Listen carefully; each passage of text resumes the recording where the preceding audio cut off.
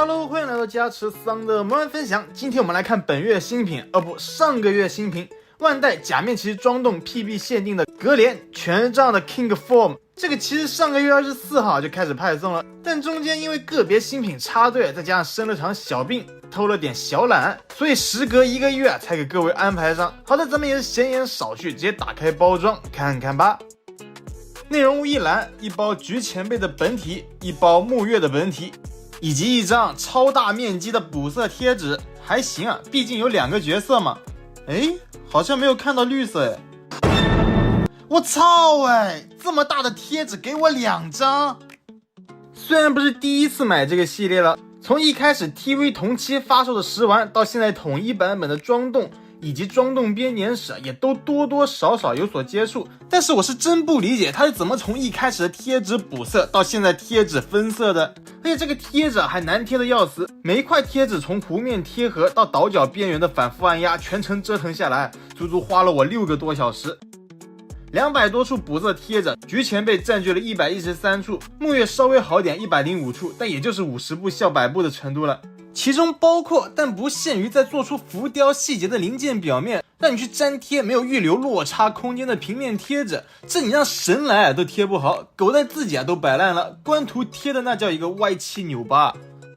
其中尤其是武器部分的醒杖，可以看出醒杖枪头表面细节精度还是挺高的，而且在4叶梅花处还留有镂空细节。结果呢，您猜怎么着？设计师也不知道哪根筋搭错了，让你用贴纸直接盖住铁环中间镂空部分。那我想问你这镂空细节做出来的意义何在呢？而且枪头尖端弯弯曲曲的，别说完美贴合了，光是不让它翘边都算得上件难事了。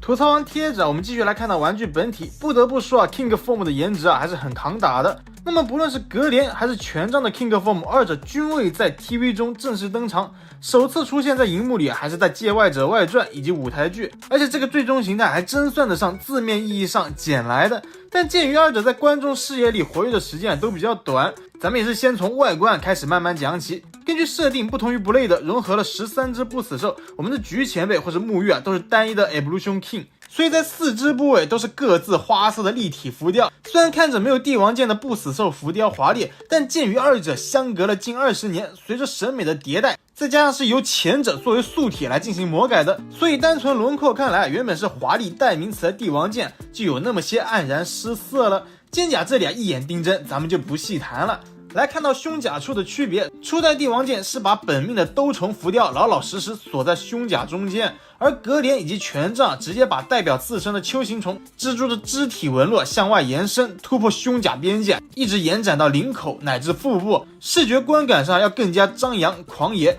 配色方面虽然都为金闪闪的君王形态，但是参照剧照或者玩具可以看出3个 King Form 的金色发色都是不同的，只有我们的菊前辈是最正统的金黄色，帝王剑和帝王权杖一个是明显的香槟金，另一个个人感觉要偏向赤金多一些。说完外观，简单来看一下可动部分。编年史系列最能感到新规升级的，想必就是腰部，除去正常平转以外，还多了一段弯腰。这个确实是腰部多一处可动，摆出来的 pose 就更自然一些。然后脖子这里也有做出独立分件，整个抬头低头的幅度都还算不错。其余各个位置的关节就和我印象中的装动没有太大差别，普普通通的可动性，把玩还容易蹭到贴纸。